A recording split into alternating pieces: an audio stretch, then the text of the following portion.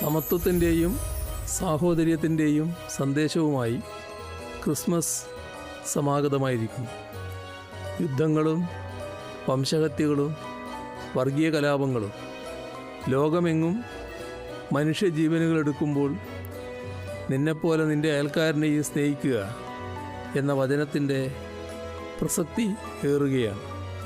സ്വന്തം സുഖം അവരൻ്റെ ദുഃഖമായി മാറാതിരിക്കാനുള്ള കരുതലും കരുണയും നമുക്ക് ഉണ്ടാകേണ്ടതുണ്ട്.